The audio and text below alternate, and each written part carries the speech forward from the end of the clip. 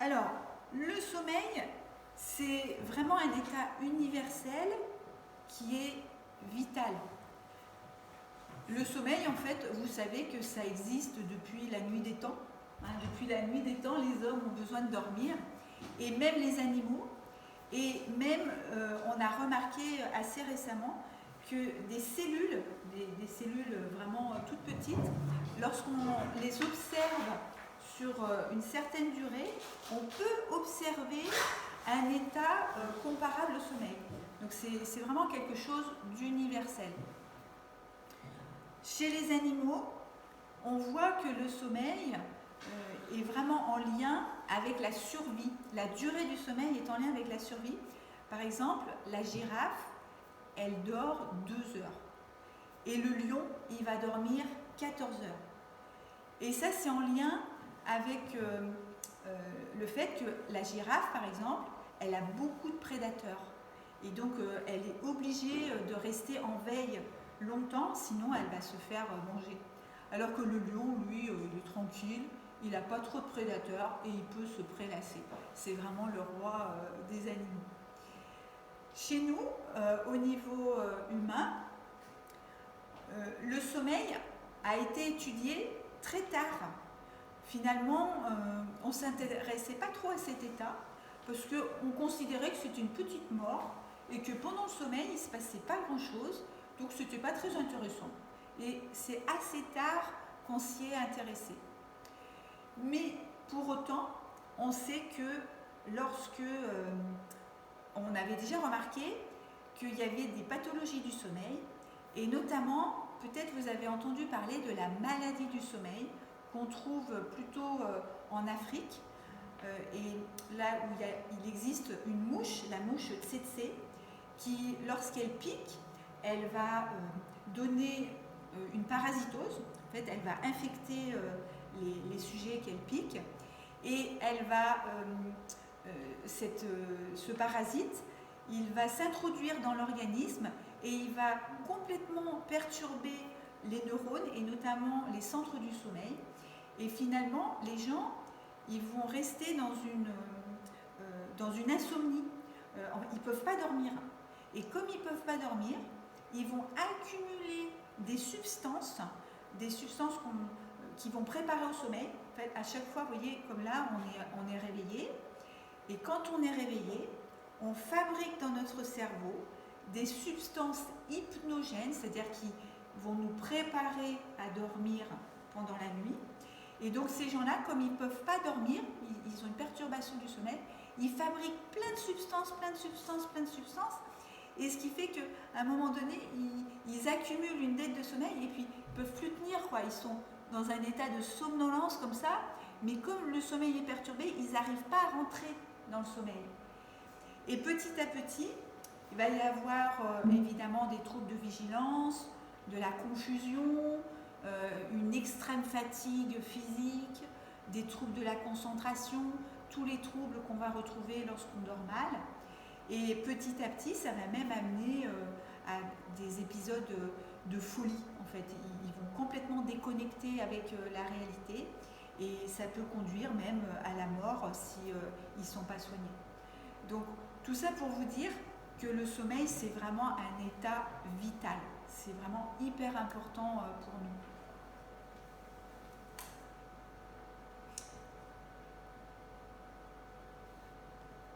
Hop là.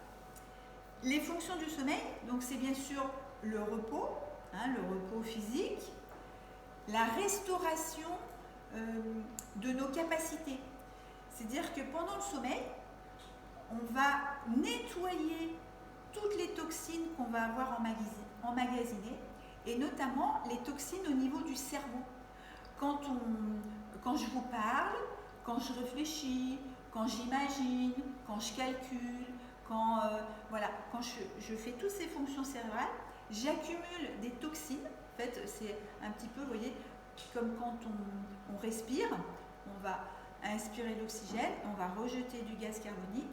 Et bien notre cerveau, c'est pareil. Quand il fonctionne, il va utiliser le sucre, c'est son carburant, il va utiliser de l'oxygène, pour pouvoir métaboliser le sucre et le transformer en énergie, mais il va rejeter également des toxines. Et c'est pendant la nuit qu'on va nettoyer tout ça. Donc ça a vraiment une fonction de restauration qui est importante. Et le sommeil, on est programmé par une horloge biologique. Et cette horloge, elle fait à peu près 24 heures. Et récemment, quand je vous disais que les études du sommeil, c'est il n'y a pas si longtemps, puisque en 2017, il y a eu un prix Nobel lié à la découverte des neurones vraiment spécifiques qui sont liés avec cette horloge biologique. Donc c'est vraiment très récent.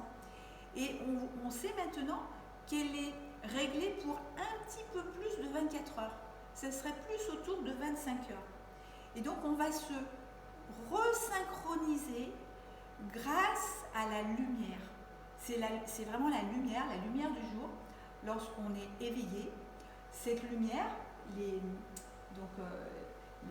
ultraviolets, ils vont toucher notre rétine et puis par des signaux grâce à nos nerfs, ça va aller dans notre cerveau, notamment au niveau de l'hypophyse, et c'est là où notre horloge biologique, elle va pouvoir se recaler sur 24 heures. Donc le rythme est vraiment très très important, et notamment d'aller dehors. Vous savez maintenant qu'une des maladies les plus fréquentes et qui est mortelle dans le monde, c'est la sédentarité. Et tous, on devrait tous marcher au minimum une demi-heure par jour au grand air. Alors vous allez me dire, oui, c'est ce qu'on me répond souvent, et moi aussi d'ailleurs, des fois, je le fais quand on voit qu'il pleut, qu'il fait froid, qu'il y a du vent, on n'a pas trop envie, quoi. Ouais, mais docteur, je n'ai pas pu aller marcher parce que vous avez vu le temps qu'il a fait, non, c'est pas possible, quoi. Je vais attraper froid. Rappelez-vous, il n'y a jamais de mauvais temps. Il n'y a que des mauvais équipements. Donc, chapeau, manteau, bottes, parapluie, parasol, ce que vous voulez, mais vraiment, essayez au maximum de marcher une demi-heure par jour à la lumière du jour. Et si vous ne pouvez pas, parce que c'est vrai que des fois, la vie fait que le rythme ne nous permet pas, n'oubliez pas, surtout pendant l'hiver, d'avoir des lampes de luminothérapie. Offrez-vous ça, si vous ne savez pas quoi demander au Père Noël ou à votre anniversaire ou à la Saint-Valentin ou je ne sais quoi, une lampe de luminothérapie. Vraiment, ça vous fera beaucoup de bien pour pallier justement au fait qu'on est beaucoup enfermé dans notre société. Et donc, cette horloge biologique, c'est plutôt, bien sûr, sur 24 heures dans notre société. Elle va se recaler grâce au rythme, jour, nuit, et puis grâce aussi au repas, à la régularité des repas. Donc, nous sommes des animaux qui avons besoin de manger 3 fois par jour. Vous savez que les chiens, eux, c'est une fois. Les chats, c'est tout le temps. Ils grignotent un petit peu tout le temps. Et nous, notre estomac, notre tube digestif, il est plutôt fait pour manger 3 fois par jour. Le matin, le midi et le soir. Et si on peut manger à des heures régulières, ça aide beaucoup notre organisme pour justement se caler et se recaler sur 24 heures. Ce qui est vraiment important pour notre hypophyse. Ça permet également d'avoir des rythmes biologiques au niveau de notre digestion, pour tout le tube digestif. Et puis, ça permet également la restauration des tissus. Quand on dort, vous avez certainement entendu parler que ça nous permet de régénérer des cellules. Oui, vous savez que la peau, elle se régénère en permanence, les os aussi, ils se régénèrent en permanence, les nerfs également, on pensait à un moment donné que non, mais si, les nerfs aussi se régénèrent en permanence, et donc pendant la nuit, il y a tout un tas de petits travailleurs dans notre corps qui sont de nuit, eux, qui travaillent de nuit et qui sont là pour assurer notre bonne santé. Donc il faut prendre soin de notre nuit en fait, de notre sommeil. «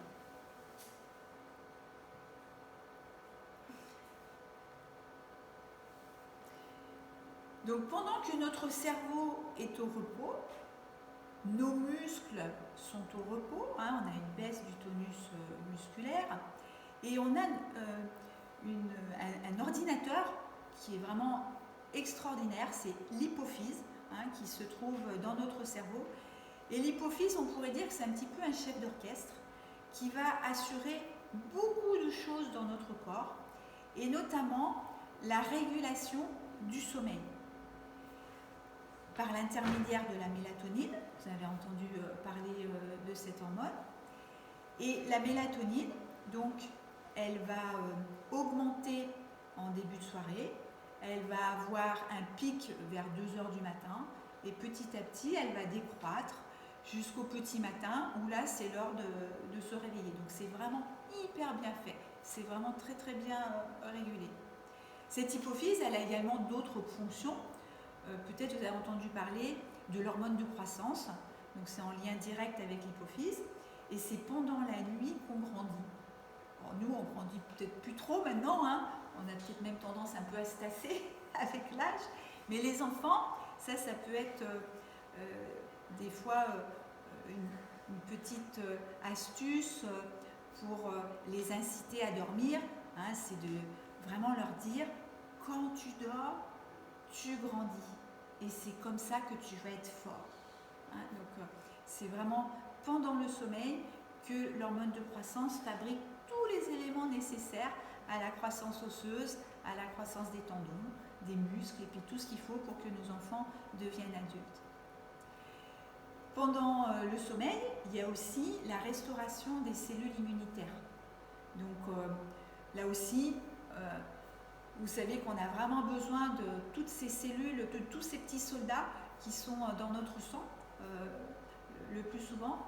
Et quand il y a un agent extérieur qui vient, que ce soit un virus ou une bactérie, donc il y a tout un tas de choses qui se mettent en route. Et ces cellules immunitaires, elles sont restaurées pendant la nuit, pendant le sommeil, puisque c'est vrai que parfois il y a des gens qui travaillent de nuit, donc à ce moment-là, ça va être donc pendant le sommeil.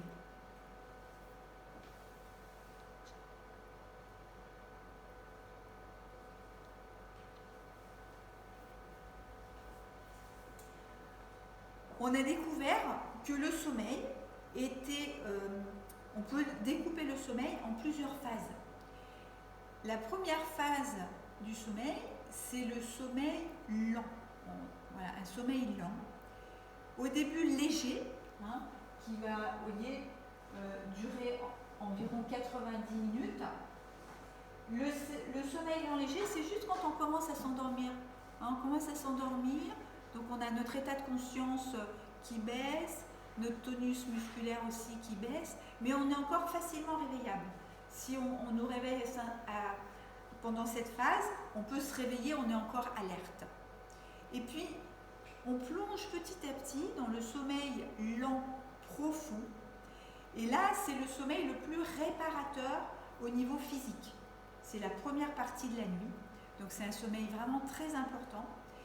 Et pendant cette phase-là, où justement tout va se restaurer, hein, au niveau immunité, au niveau cellules, élimination des toxines, donc c'est vraiment, et puis récupération aussi musculaire, vous voyez, donc c'est vraiment une phase très importante. Et en aparté, les benzodiazépines, enfin, les somnifères, qui ont quand même leur importance, hein, on verra que c'est important, mais les somnifères ne font qu'allonger la phase de sommeil léger. Vous voyez, ça allonge la phase de sommeil léger, mais ça va grignoter un petit peu le sommeil lent profond. Et puis ensuite, il va y avoir le sommeil paradoxal. Le sommeil paradoxal, c'est cet état où on est vraiment complètement paralysé, nos muscles, nos membres sont complètement endormis, et il y a une activité de notre cerveau qui est très importante. Donc ça, on l'a constaté grâce à des enregistrements électriques du cerveau, et on voit qu'il y a une très grande activité du cerveau, et pour autant, les muscles qui sont complètement au repos. C'est comme si on était paralysé et que notre cerveau est très actif. Et heureusement que nos muscles sont complètement relâchés et paralysés, puisque c'est dans cet état où on rêve. Alors vous imaginez si on était en train de mimer, de vivre nos rêves, ça serait quand même embêtant. Hein, si on est en train de courir dans nos rêves, on va se mettre à courir dans notre lit ou à faire des gestes. Et il en est de même aussi par rapport à nos sens. Hein, vous voyez, au niveau du goût, au niveau de l'odorat, au niveau... tout ça c'est mis en sommeil, mais on a quand même la mémoire. Hein, nos rêves, en fait, c'est, si vous voulez, le résultat de tout ce qu'on a mémorisé et qui va ressurgir. On ne comprend pas encore exactement pourquoi, et ça va être un puzzle de tout ce qu'on a mémorisé, et tout ça, ça va ressurgir un petit peu mélangé, et c'est pour ça que des fois on fait des rêves un petit peu curieux, donc on ne comprend pas tout. Et vous voyez que un train, donc un cycle de sommeil, c'est une phase de sommeil lent léger, lent profond et paradoxal. Et après on se réveille, on a des micro-réveils. Alors parfois on n'en a pas conscience, c'est vraiment très léger et très fugace, et puis on a l'impression d'avoir une continuité de la nuit. Et puis d'autres fois, on va vraiment se réveiller un peu plus, et puis avoir des difficultés à se rendormir. Donc ça c'est naturel, c'est vraiment un train naturel. Chez l'enfant, ça va être raccourci, hein, ils vont avoir des trains qui vont durer moins longtemps que nous, et donc ils vont se réveiller, ils vont avoir tendance à avoir des réveils plus nombreux. C'est pour ça que les enfants, souvent, ils se réveillent toutes les heures et demie, parfois, et si tout va bien, ils sont sereins, il n'y a rien qui les dérange, ils vont se rendormir très vite. S'il y a quelque chose qui les dérange, surtout quand ils sont tout petits, hein, ça peut être simplement des petits spasmes, un bruit qui les inquiète, une sensation de faim, enfin, et ben là ils vont se mettre à pleurer parce qu'ils vont avoir besoin de l'adulte pour répondre à leurs besoins et puis les aider à se rendormir. Donc c'est normal pour un enfant au moins jusqu'à 3 à 6 mois d'avoir des réveils nocturnes. Parfois on a la chance d'avoir des bébés qu'on considère parfaits, qui dorment très vite, hein, qui dorment dès le premier mois, et tant mieux, mais je veux dire, c'est le hasard, quoi. C'est pas les bébés normalement ils ont un sommeil haché avec des réveils nocturnes.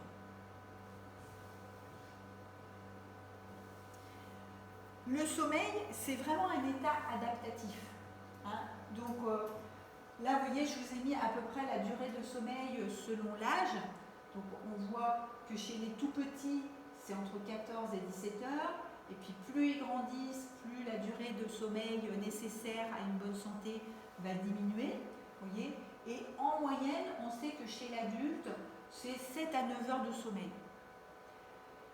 Chez le sujet âgé, chez la personne âgée, on va avoir une petite diminution de la durée du sommeil, mais finalement pas tant que ça. Alors aujourd'hui, on a un gros souci en Occident, c'est qu'on s'aperçoit que les adultes et même les adolescents dorment moins. D'après les dernières études, on dormirait environ en Occident 6h30. Donc on est en dette de sommeil permanente. Et là, il y a une explication qui est vraiment flagrante, c'est l'usage des écrans. Donc il y a beaucoup d'adolescents et même d'adultes de tout âge qui utilisent les écrans le soir après le travail, et donc ça mord sur la durée du sommeil. Et lorsqu'on regarde un petit peu sur le plan historique, on s'aperçoit que la durée du sommeil a commencé à diminuer lorsque il y a eu l'industrialisation. Parce que l'industrialisation, elle a fait venir l'électricité, et tant mieux, c'est vrai que c'est quand même quelque chose de drôlement pratique et qui a permis plein de choses, mais ça perturbe justement notre horloge biologique, puisque autrefois, lorsqu'il n'y avait pas l'électricité, bon, il y avait les petites bougies, les petites choses comme ça, mais dans les familles, on avait l'habitude après le repas de discuter un petit peu, il y avait parfois des veillées, il y avait des contes, et puis finalement les gens dormaient assez vite lorsque la nuit tombait parce qu'il n'y avait pas de lumière, et puis ils se réveillaient avec le lever du soleil. C'était un rythme qui était assez en symbiose avec la nature. Et puis avec l'arrivée de l'électricité, donc ça a un petit peu bougé, on a commencé à pouvoir vivre la nuit, hein, avec notamment aussi toutes les activités qui se sont ouvertes de façon nocturne, hein, donc les boîtes de nuit, les restaurants, les spectacles, tout ça, puis dans les grandes villes, toute cette lumière qu'on peut voir et ce foisonnement d'activités. Et puis avec l'industrialisation, il y a eu aussi dans les usines les rythmes en 3-8. Donc les gens ont commencé à travailler la nuit.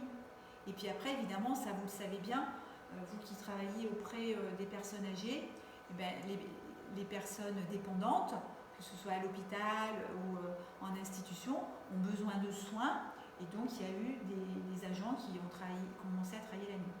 Et puis après, il y a eu aussi les agents de sécurité, comme les pompiers, les gendarmes, la police, où il y a aussi des services de nuit.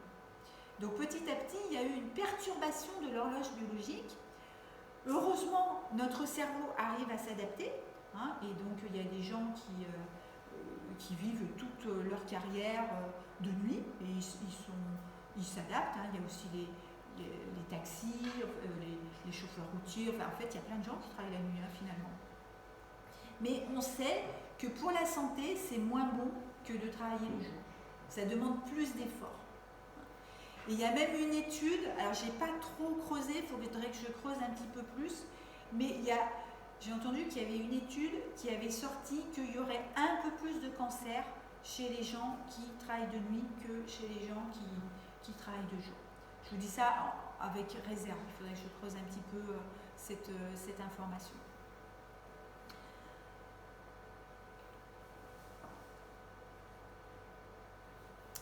Par rapport à la durée du sommeil, on se connaît, hein, c'est vrai que on voit qu'il y a des gens qui ont besoin de plus de sommeil que d'autres. Je vous dis, la moyenne c'est 7 à 9 heures pour un adulte. Les petits dormeurs, ça peut aller jusqu'à 4 heures.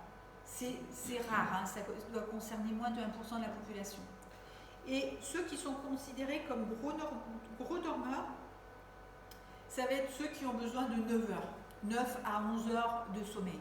C'est pas les plus fréquents non plus, la grosse majorité.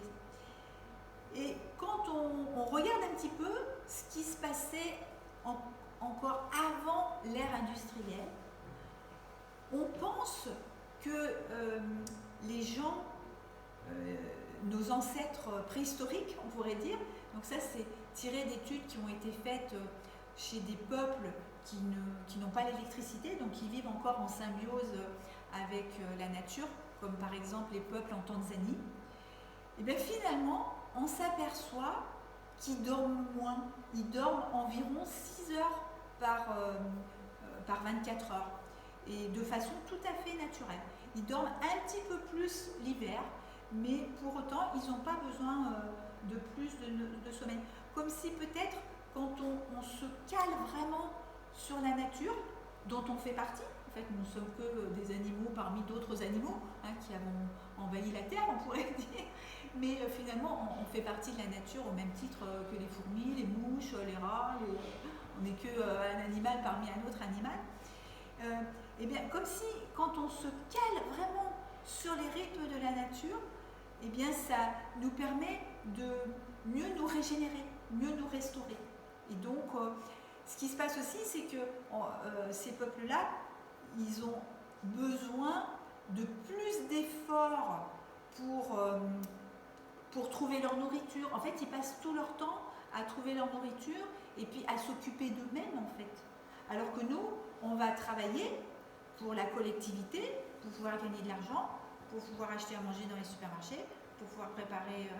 mais finalement, on ne prend pas beaucoup de temps pour nous, vraiment, quoi. Ça va être beaucoup donné à la collectivité, finalement, tout ce temps qu'on passe. Alors qu'eux, ils s'occupent vraiment d'eux. Ils ont faim, ils vont s'occuper de chercher à manger, ils ont besoin de se nettoyer, ils vont se débrouiller pour se nettoyer, etc.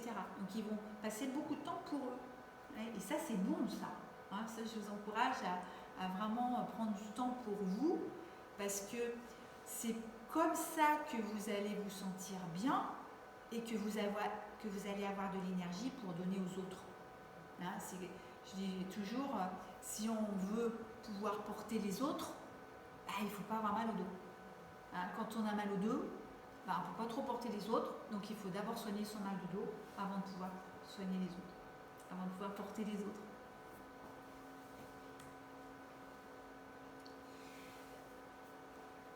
Petit à petit, au fur et à mesure de notre vie, on va avoir un sommeil qui va évoluer. Et ce sommeil, il va être un petit peu plus fragmenté.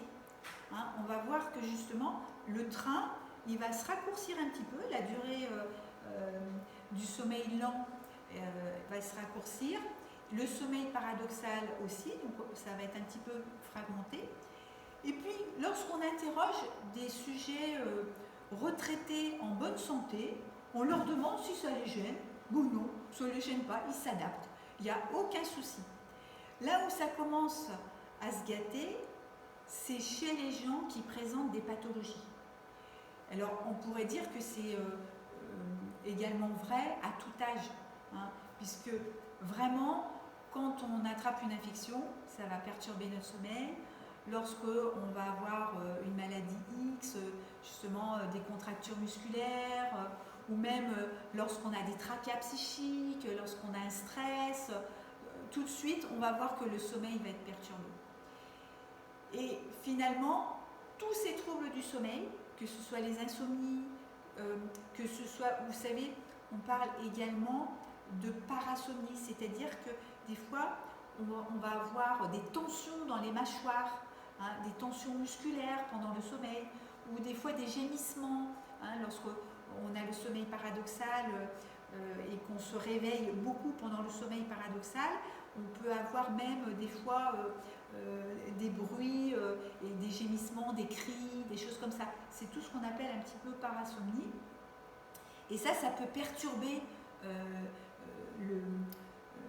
la fonction même de repos et de restauration pendant le sommeil. Et c'est assez fréquent. Mais ce n'est pas vraiment lié à l'âge. C'est-à-dire qu'on s'adapte et c'est vraiment quand il y a une pathologie que là le sommeil est perturbé. Le sommeil en fait il est perturbé à cause de la maladie. Que cette maladie soit physique ou psychique.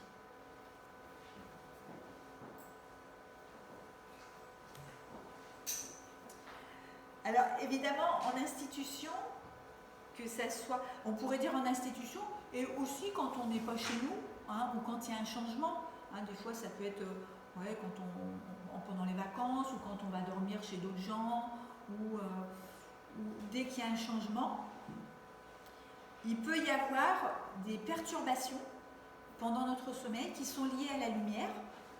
On sait qu'on dort mieux quand c'est noir, c'est grâce à l'horloge biologique. Quand il y a moins de bruit, si jamais il y a du bruit, ça peut aussi nous gêner. Et puis après, il peut y avoir tout un tas d'autres choses. Il peut y avoir des odeurs, il peut y avoir une literie qui n'est pas adaptée. Donc on a vraiment besoin de dormir dans un cadre sécurisé et confortable pour pouvoir avoir un bon repos. Et évidemment, quand on est à l'hôpital ou quand on est en institution, ou des fois, vous l'avez sûrement vécu, quand on est dans un hôtel ou parfois dans un camping où il y a du bruit, où il y a du passage, il y a des lumières et tout, et bien on va moins bien dormir. Ça, c'est tout simplement... donc on essaye de s'adapter comme on peut. Il y a des fois les caches aux yeux pour se protéger de la lumière. Il y a les bouchons d'oreilles, voilà, après c'est essayer d'adapter l'environnement au mieux pour respecter les besoins d'un bon sommeil.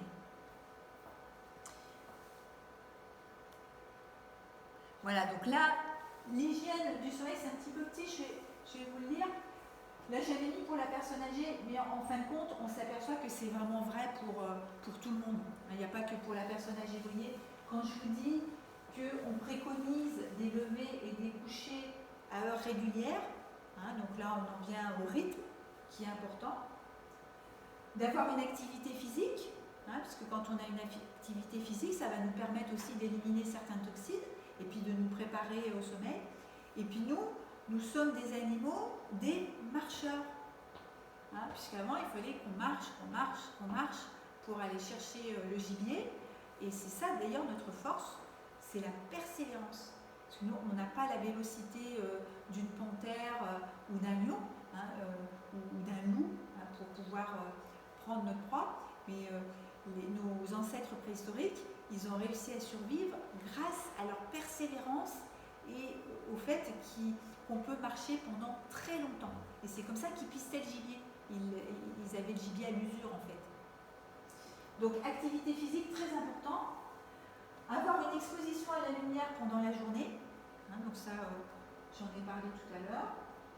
Le maintien également d'une vie sociale. Nous sommes des animaux qui sommes faits pour vivre ensemble.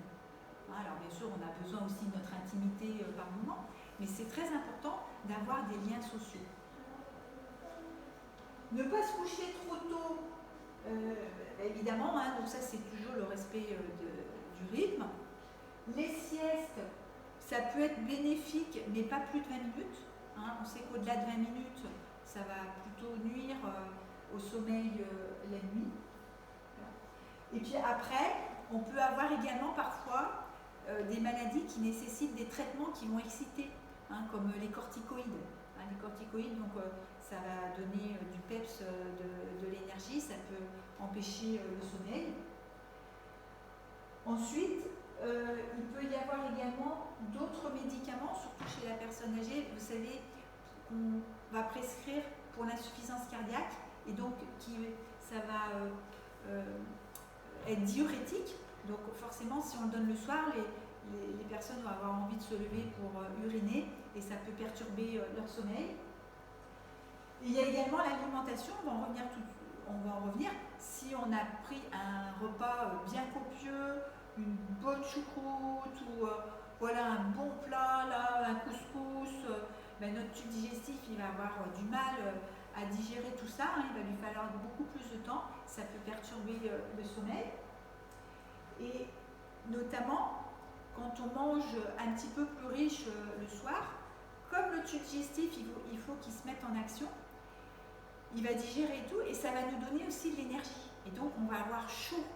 Et c'est là où on va avoir des bouffées de chaleur pendant la nuit.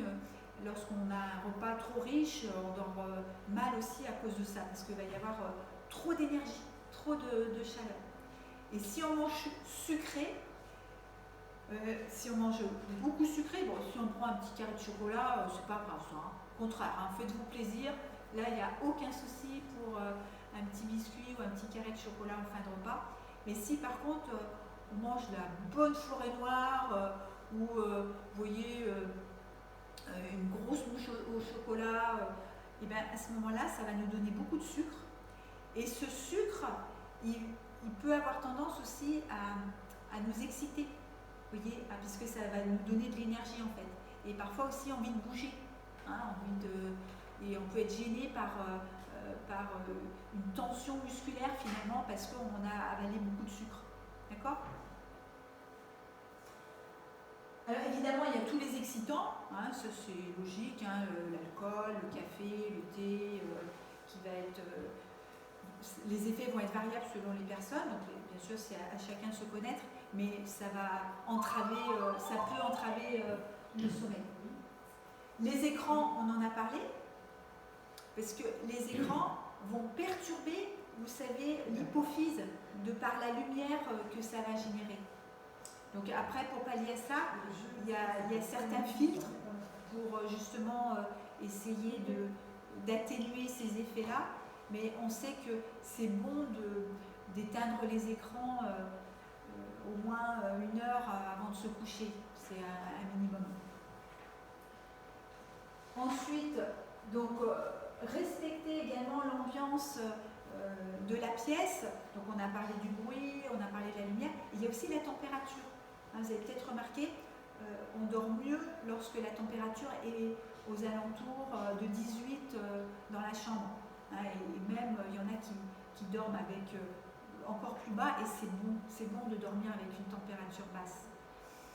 Pendant la nuit, notre corps baisse de façon naturelle la température. Hein. C'est vers 2 heures du matin à peu près qu'on a la température la plus basse, de façon naturelle. Parce que comme on est au repos, on n'a pas besoin, puis on ne génère pas de chaleur puisqu'on ne bouge pas. Hop, ça se régule tout seul, on a la température qui baisse. Et puis après, évidemment, stabiliser les maladies qui peuvent entraver le sommeil.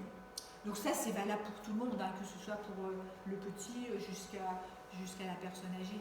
Et puis pour nous, évidemment, aussi. Alors, vous savez tous, qui dordine, ça c'est un dicton, hein, mais en fait, lorsqu'on fait des recherches, qui dordine, on pourrait se dire, ah bah oui, quand on dort, en fait, on profite, puis c'est comme si on dînait. Mais en fait, ça vient pas de là.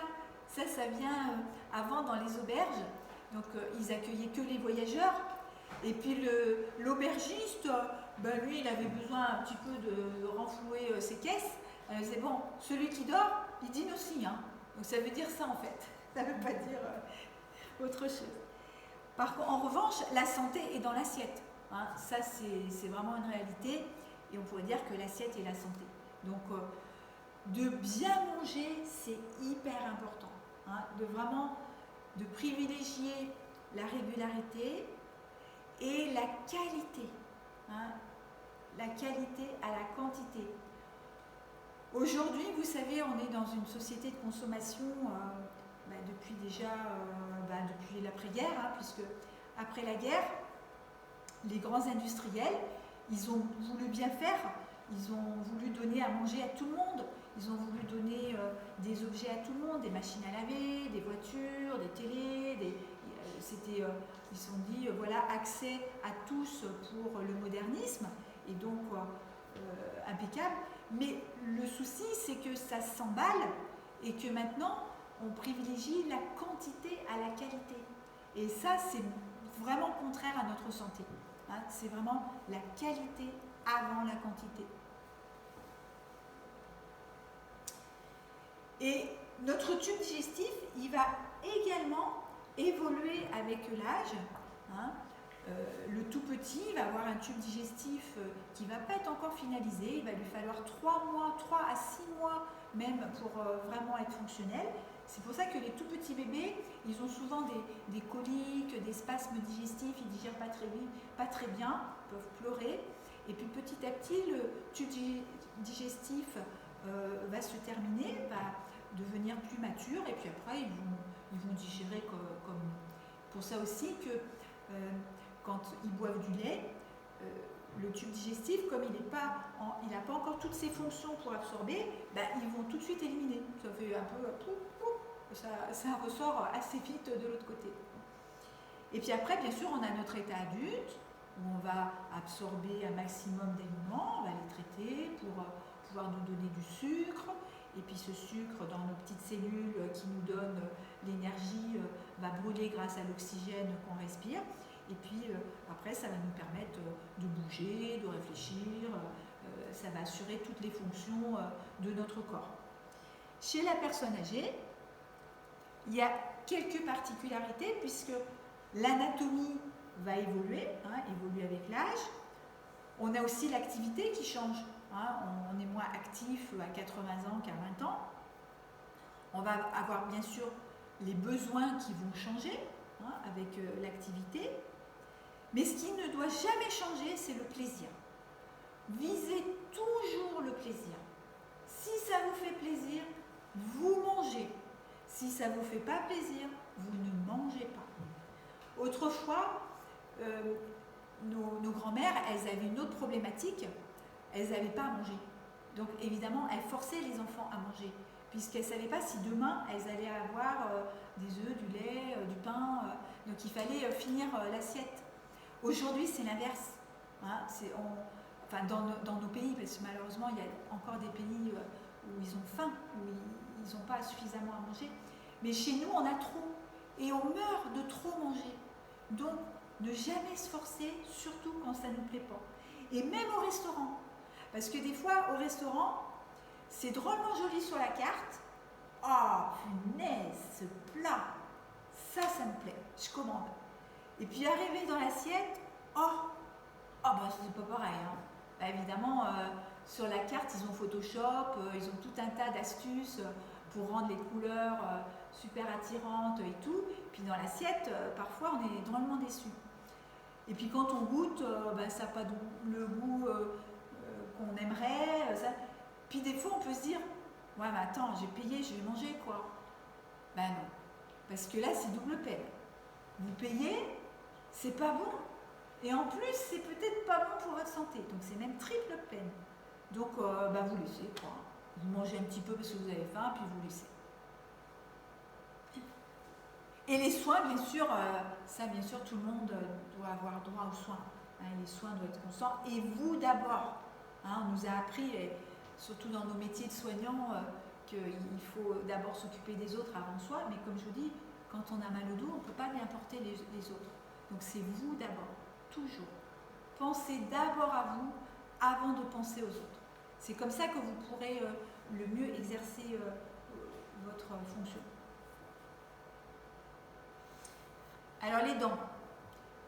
Les dents, c'est... Donc la bouche, en fait, on pourrait dire, c'est la première fonction de digestion. Et donc c'est hyper important. Donc on doit toujours prendre soin de nos dents. Hein, le brossage et puis un examen dentaire au moins une fois par an. C'est vraiment très très important. Après, le sujet G, et même parfois des fois des personnes plus jeunes, ils ont des appareils dentaires. Donc là aussi, ça doit être bien adapté, parce que si l'appareil dentaire n'est pas bien adapté, ben forcément, on ne va pas pouvoir bien manger et bien digérer. On a aussi les glandes salivaires, le goût et l'odorat. Donc ça, ce sont des fonctions qui sont très importantes. Là, dans la salive, il y a des enzymes qui sont là pour déjà commencer à digérer. À digérer les aliments. Le goût et l'odorat, à l'origine, c'est fait pour nous indiquer de façon instinctive si c'est bon pour nous ou toxique. Avant, ben, ils n'avaient pas les petits carrés A, B, C, D, E, voir si c'était bon pour notre santé, hein, ou les différentes applications là où on scanne pour voir si cet aliment est bon pour notre santé. C'était en fait le goût et l'odorat. Et donc si c'était pas bon, d'instinct, hop, il crachait, hein, ou si l'odeur était pas bon, donc là il y a le dégoût et il faisait attention. Et voilà, donc lorsqu'il y avait un aliment avarié, il pouvait le savoir comme ça. Donc lorsqu'on a le goût et l'odorat qui sont amoindris, ce qui est le cas chez le sujet âgé, bien évidemment on perd un petit peu ses fonctions. Notre œsophage, petit à petit, il peut également s'endormir.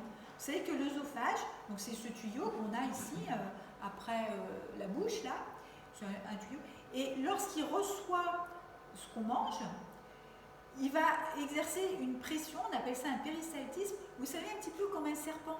Hein, il va faire comme ça, là, hop, il va se contracter comme ça, pour pouvoir faire avancer ce qu'on a mangé, comme ça, d'accord ? Et petit à petit, ben, cette fonction de péristaltisme, eh bien, elle s'endort un peu. Hein, donc les aliments, ils avancent moins vite, ou des fois, selon ce qu'on mange, ils peuvent avancer même très vite, et ça peut perturber un petit peu la digestion. Chez le tout petit, c'est pas encore bien en place ça. Donc ça peut aussi les gêner, les tout petits. Et puis aussi, vous savez qu'au niveau de l'estomac, on a un petit clapet qui permet d'éviter aux aliments de remonter. Et aussi bien chez le bébé que quand on avance en âge, ce clapet, eh bien, il ne fait pas bien sa fonction et donc ça a tendance à remonter. Hein, il peut y avoir des reflux, des régurgitations qui peuvent aussi gêner la digestion. L'intestin, hein, l'intestin grêle, pareil, avec le temps, il va être un petit peu plus paresseux, il va se relâcher et donc la digestion va se ralentir. Et quand la digestion se ralentit, les aliments stagnent un petit peu et donc fermentent. Et donc ça va ballonner. Hein, c'est pour ça qu'on a des gaz, hein, que les personnes âgées peuvent avoir un peu plus de gaz. Ça, c'est la même chose lorsqu'on mange des aliments un peu gras ou difficiles à digérer. Ce qui est le plus difficile à digérer pour notre corps, c'est la viande. Hein, la viande, il faut plus d'énergie pour digérer la viande, et donc ça a tendance un petit peu à ralentir au niveau du tube digestif, et donc ça peut créer des ballonnements. C'est la même chose aussi lorsqu'on mange beaucoup de crudités. Vous savez que les crudités, et les fruits d'ailleurs, ils vont être digérés plutôt au niveau du côlon, donc la dernière partie du tube digestif. Et c'est pour ça que quand ils vont cheminer, s'ils stagnent un petit peu, s'il y a un ralentissement de la digestion, à ce moment-là, ça peut fermenter et ça peut faire des ballonnements. C'est pour ça que chez le sujet âgé, on préfère donner des aliments cuits, ou si on donne des crudités, il faut vraiment qu'ils mangent ça en début de repas, comme ça va descendre plus vite que s'ils mangent en fin de repas, où ça va être mélangé avec tout le reste.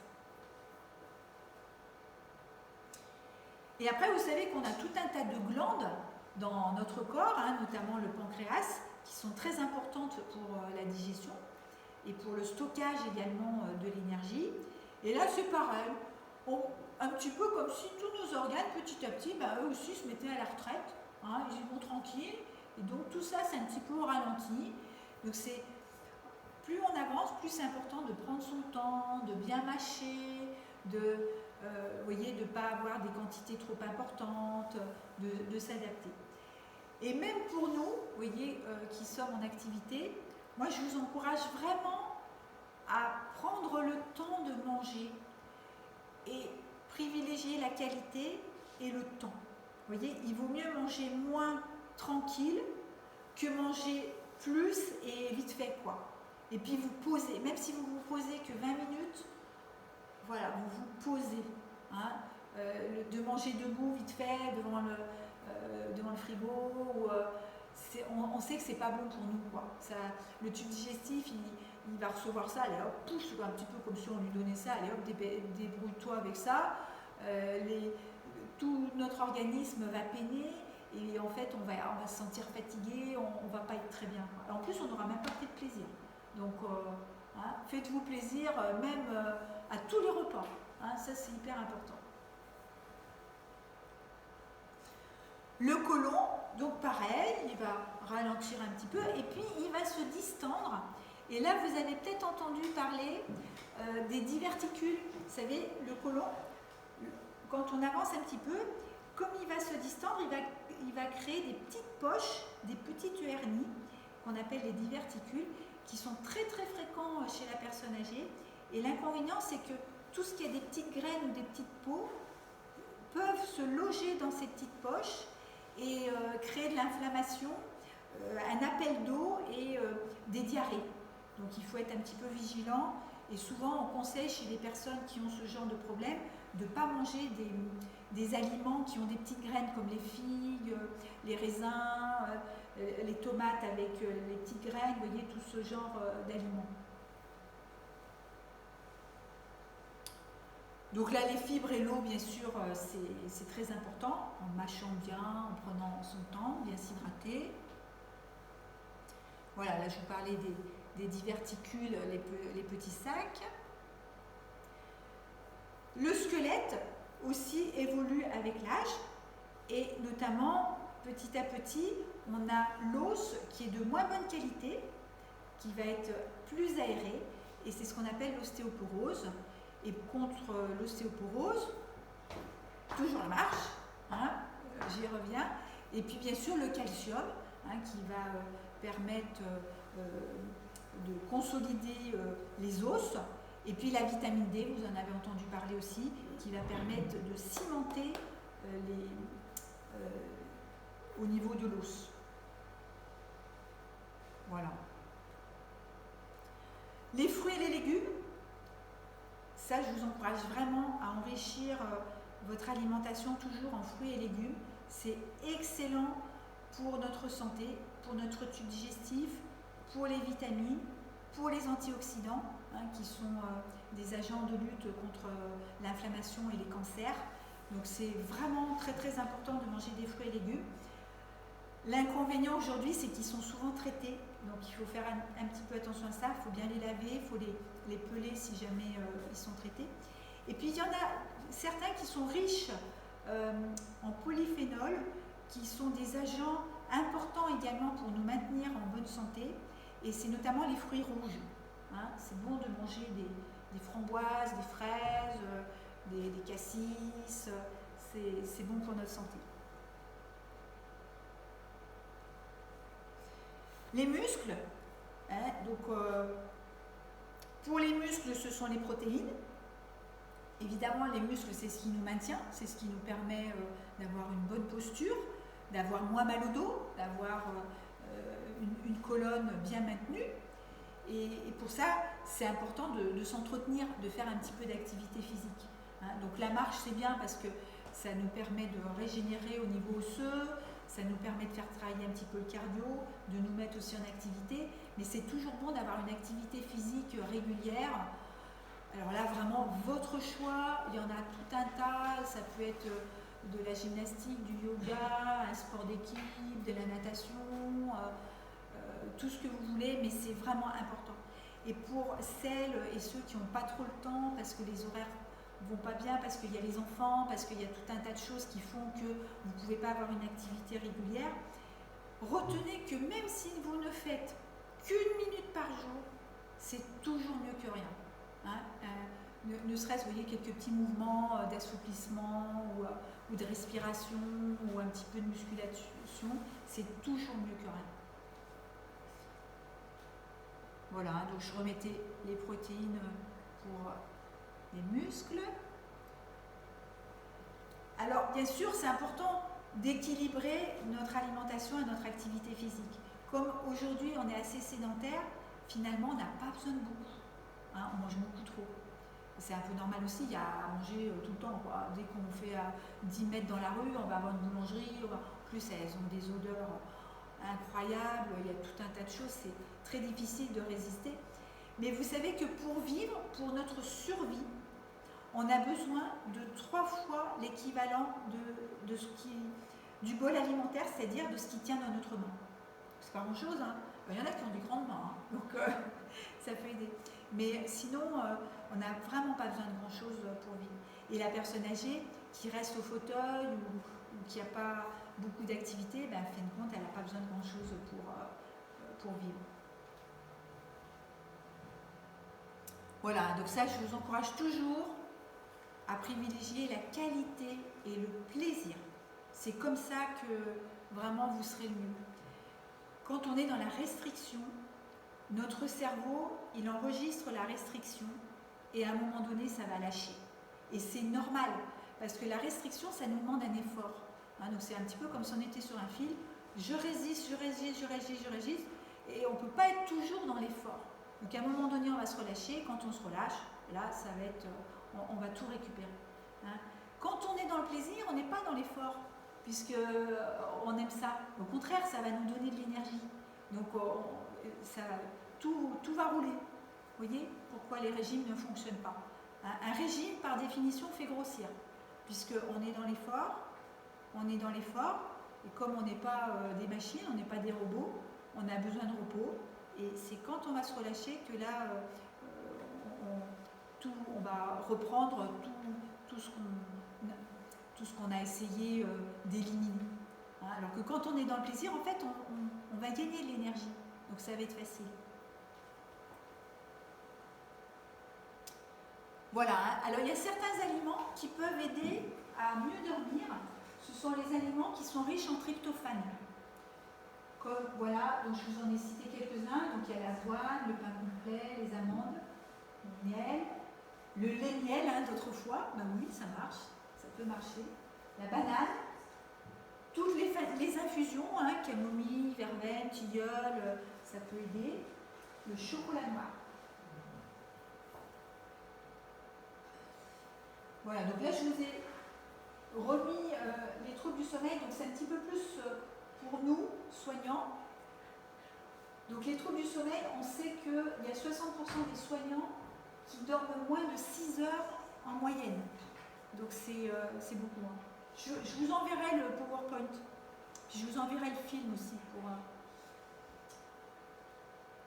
39% ont des horaires décalés, donc ça n'aide pas par rapport à la régularité. 67% souffrent d'un sommeil non récupérateur. Hein, c'est-à-dire qu'ils vont avoir trop de sommeil paradoxal et le sommeil lent profond, la durée du sommeil lent profond ne va pas être suffisante. Voilà, et donc on a beaucoup de soignants qui travaillent entre minuit et 5 heures du matin. Hein, vous voyez, 274 435, 30% des aides-soignants, 69% d'infirmières et 38% des médecins sont concernés. Et évidemment, pendant la nuit, on voit que ça favorise quand même le grignotage des aliments gras et sucrés, le manque d'hydratation et l'absence de pause. Donc après, bon, ça dépend des postes. Hein. Alors les troubles du sommeil, donc il n'y a pas que les insomnies, hein, on peut avoir aussi les hypersomnies.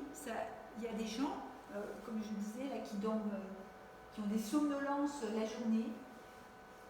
Il y a la narcolepsie qui est une maladie qu'on peut arriver, où c'est des gens qui ne peuvent pas résister au sommeil, tout d'un coup, pouf, ils vont s'endormir comme ça. Ils ne peuvent absolument pas résister. Il y a l'apnée du sommeil. Et puis, je vous parlais aussi des parasomnies tout à l'heure, comme les cauchemars aussi, les terreurs nocturnes. Et le somnambulisme. Alors, l'insomnie, donc c'est vrai que le problème de l'insomnie, c'est lorsque ça devient chronique, puisque là, on va avoir une dette de sommeil. Et puis évidemment, la journée, ça va être compliqué pour assurer le travail, on va avoir des troubles de la concentration, on peut avoir des maux de tête, on peut avoir des tensions, on n'est pas bien, quoi. Hein. Et donc, ça concerne quand même pas mal de personnes. Vous voyez, on a 16% de la population qui est concernée.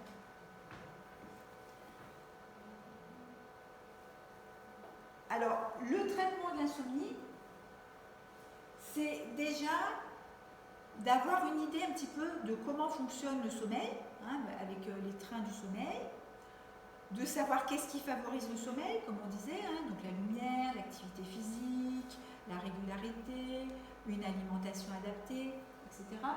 Et puis parfois, on a aussi des croyances. Hein, on nous dit parfois voilà, que tout le monde devrait absolument dormir au moins 8 heures par nuit. En fait, non, c'est pas vrai, ça dépend de chacun. C'est une moyenne. Hein. Ce qui est important, c'est de se respecter et de savoir combien nous, on a besoin d'heures de sommeil. Les somnifères, donc les somnifères, on voit que c'est quand même beaucoup prescrit et beaucoup utilisé en Occident. Ça a son intérêt, mais comme je vous disais, ça a son intérêt surtout lorsque les troubles du sommeil, les insomnies, sont générés en même temps, enfin, à cause d'une pathologie. Hein, si voilà, on a une infection, ou si on a une fracture qui nous occasionne des grosses douleurs, ou si on a une maladie chronique qui nous génère beaucoup d'inconfort, là, il est judicieux de prescrire des somnifères, mais toujours de façon d'une durée la plus courte possible et avec un dosage le plus court possible. Et d'essayer avant les autres choses. Les autres moyens non médicamenteux. Hein. Alors, les autres moyens non médicamenteux, quand on a des réveils nocturnes, c'est plutôt quand ou même des troubles de l'endormissement, ça peut être ça, c'est de revenir au corps. Souvent, ce qui nous embête, ce qui nous empêche de nous réendormir, c'est parce que ça tourne. Parce que notre cerveau, c'est une machine à penser. Donc, quand on est réveillé, notre cerveau, il va penser. Lui, c'est son boulot. Il fonctionne. D'accord. Mais des fois, on va s'accrocher à ces pensées. Ah tiens, il faut que je mette une machine à laver, il faut que j'aille faire les courses, il faut que j'emmène le petit là, la grande là, etc. Et donc, on a notre cerveau qui va rester actif et on ne va pas réussir à se rendormir à cause de ça. Quand on revient au corps, ça va nous aider. Revenir au corps, ça peut être tout simplement une lecture du corps. Peut-être Sylvie vous en a fait pratiquer. Hein, c'est-à-dire qu'on peut, voilà, tranquille, on est dans notre lit, et puis on va commencer à penser à nos pieds. Hop, on se concentre sur les pieds, après sur les chevilles, les mollets, le genou, les cuisses, le bassin, puis on remonte comme ça, hein, en essayant de bien se concentrer. Sur les autres, peut-être il y a des petits picotements, des petites tensions, des sensations de chaud, de froid, hein, et de bien se concentrer dessus. Et souvent, on n'a même pas le temps d'arriver au bout, hop, ça y est, le sommeil nous a emportés. Donc ça peut être une astuce. Une autre astuce que connaissaient nos grands-mères, hein, qui nous disaient, c'est de compter les moutons. Donc compter les moutons, c'est pour essayer de contourner nos pensées, hein, et quand on compte les moutons, on est dans une activité en boucle, hein, et finalement, petit à petit, ça fait un peu comme un bercement, et hop, le sommeil peut nous rattraper. Ça peut être de la même façon se réciter une prière ou un poème, hein, pareil en boucle, ou une chanson, se chanter une petite chanson qu'on connaît et la répéter comme ça en boucle. Ça, c'est des petites astuces qui peuvent aider à replonger dans le sommeil. Et il y a une autre technique aussi qui est vraiment utile, c'est la méthode 5, 4, 3, 2, 1, je dors. Non, c'est pas aussi miraculeux. Mais c'est pas loin. Alors, la méthode 5, 4, 3, 2, 1, c'est vous allez vous fixer sur 5 objets qui existent dans la pièce. Hein, donc, vous mentalisez, donc, je sais pas, moi par exemple, ça peut être une chaise, les rideaux, un tapis, la couverture, puis une lampe, vous voyez. Et puis après, vous allez vous fixer sur 5 sons. Hein, donc, ça peut être la respiration, des petits bruits de la pièce, des petits bruits de frottement, vous voyez, des bruits externes, etc. Et après, sur 5 sensations de toucher. Hein, donc ça peut être les draps, ça peut être les cheveux, ça peut être l'oreiller, ça peut être lié. Hein. Puis quand vous avez fait 5, faites 4. 4 objets, 4 sons, 4 sensations de toucher, 3, 2 et 1. Souvent doramment.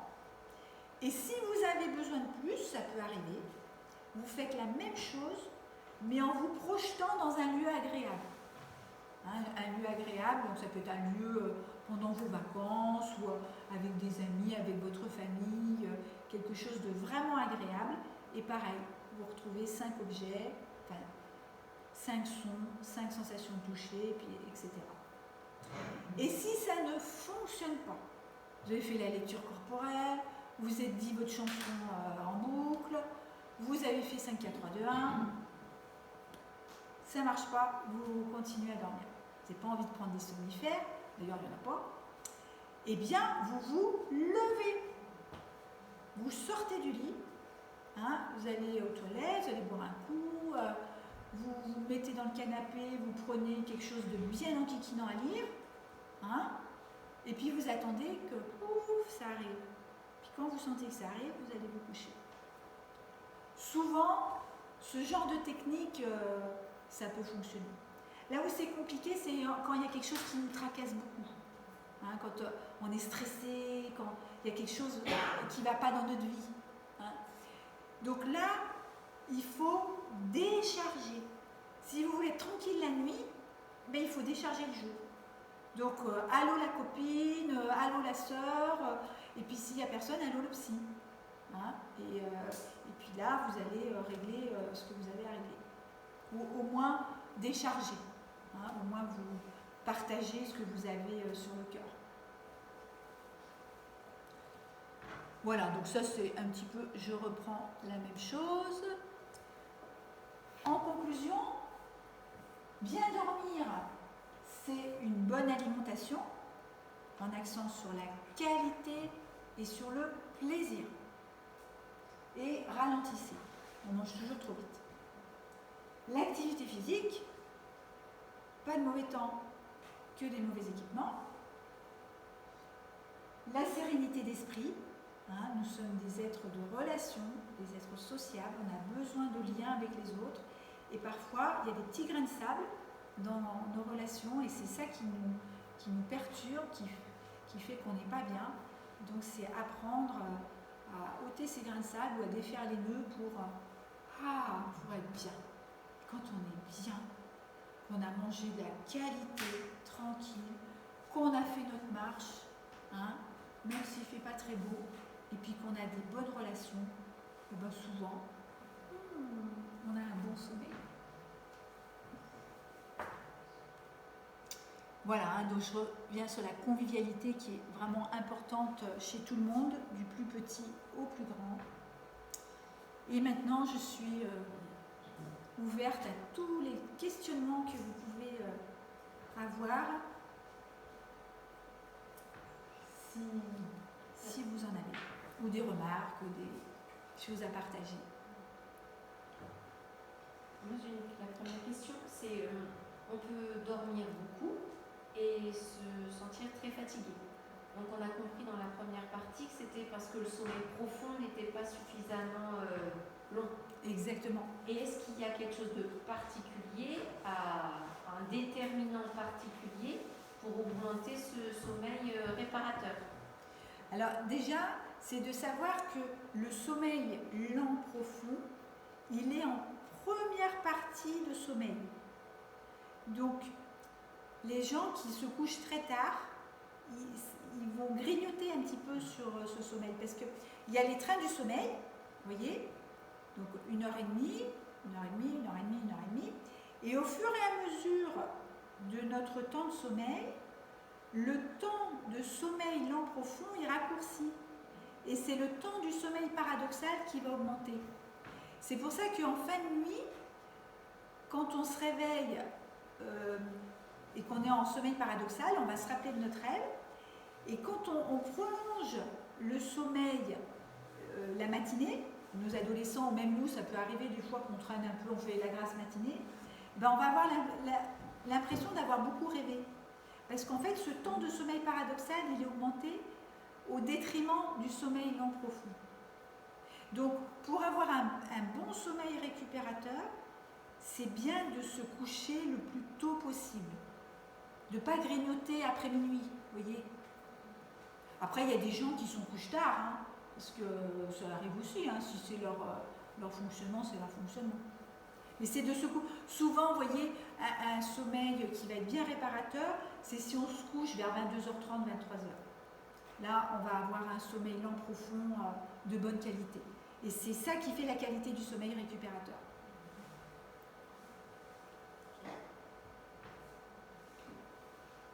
C'est pour ça que les somnifères vont pas...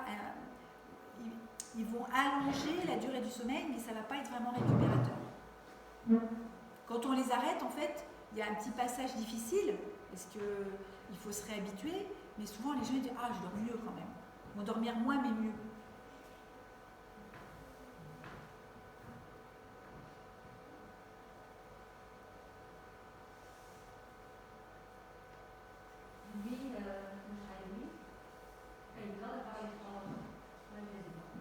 D'avoir les 3 repas. Mais oui, c'est sûr que c'est pas toujours facile, hein, selon les horaires qu'on a. Et le rythme de vie, hein. Ouais, tout à fait, tout à fait. Et alors, comment ça se passe pour vous? Moi, quand je me couche, alors c'est minimum, ça va être 1h30, 2h. En ce moment, c'est 3h30, 4h du matin. Et quand je viens travailler, quand je travaille à 21h, donc je ne mange pas le soir avant de partir. Parce que j'ai pas faim, tout simplement. J'emmène mon repas pour la nuit, donc souvent à 2h du matin. Et après, quand je débouche à 7h, je prends juste un café, je me couche, et quand je me lève à midi, 1h,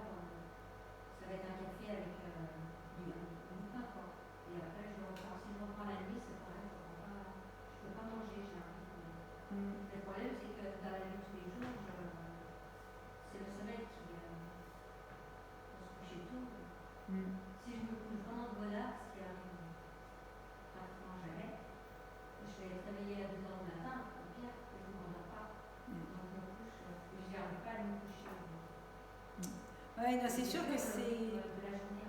Ouais, tout à fait. Le travail de nuit, c'est quelque chose de très difficile. Hein. Ouais. C'est très difficile. Et là, peut-être que ça, enfin même sûrement, ça peut valoir le coup d'être accompagné par des professionnels pour essayer de voir petit à petit qu'est-ce qui peut être possible pour avoir tout ce qu'il faut pour se sentir bien, quoi. Autant au sommeil qu'en alimentation. Mais le faire doucement, tranquillement. Hein, et là, peut-être une diététicienne, des personnes compétentes qui vont vous aider justement à tranquillement recadrer en douceur pour pouvoir vous sentir bien. Mais c'est vrai, oui, je comprends. Ça c'est sûr, c'est un exercice très difficile. Et l'apnée du sommeil, en fait, comment est-ce qu'on peut s'apercevoir qu'on a ça, l'apnée du sommeil?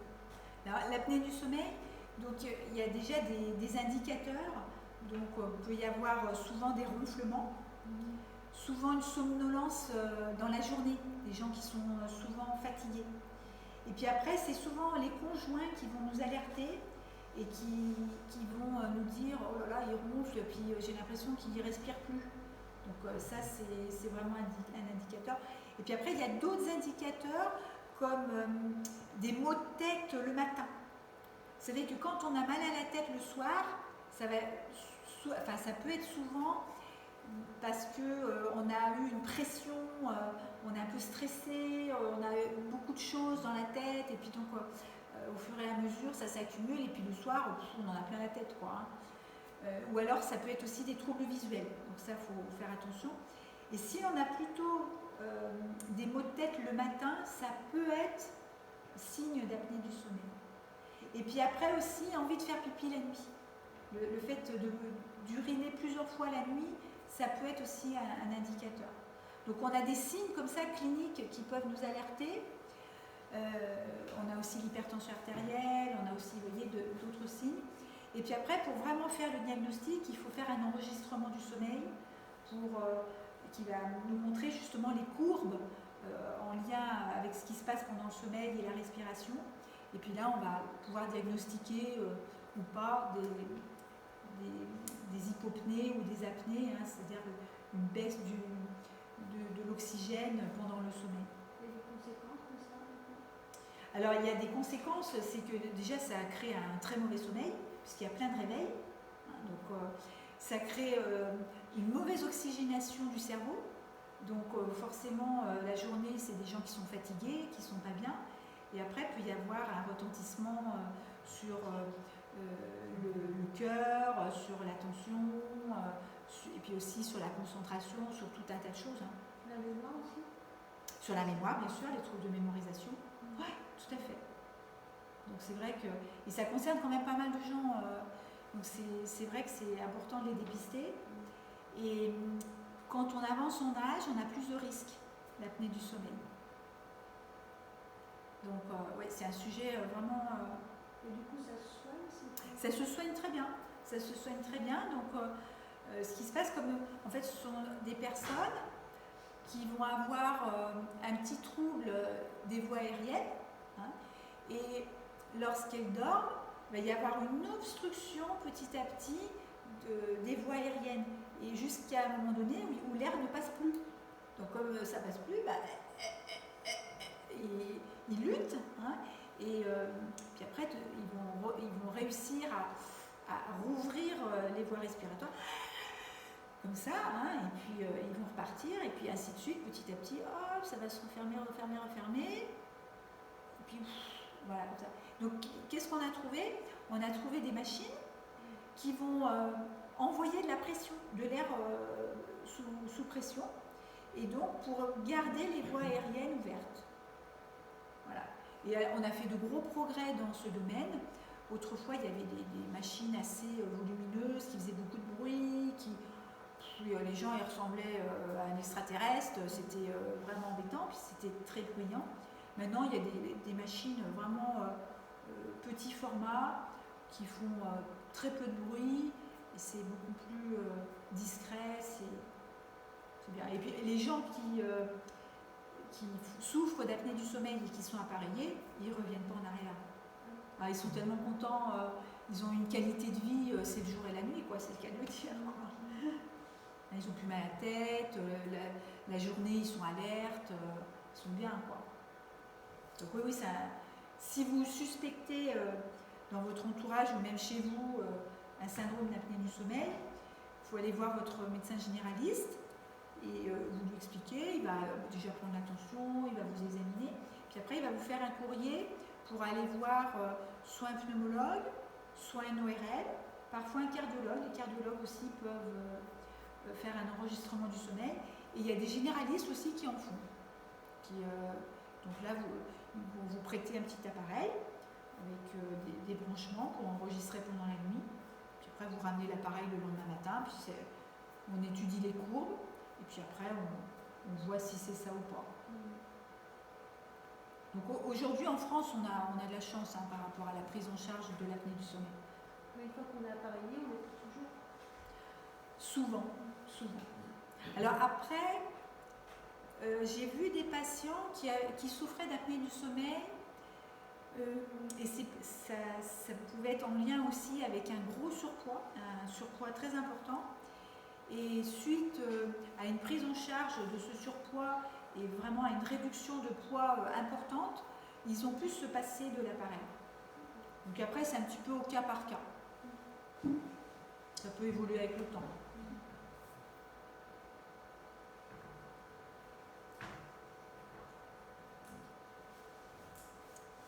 Ça vous va?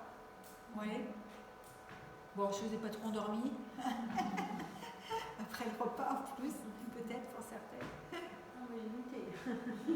Ah oui, selon le contexte, c'est vrai que C'est pourtant que ça m'intéressait, j'ai tout retenu. Ah bon, c'est bien. Mais c'est vrai que dans son sommeil, on fait travailler sa mémoire.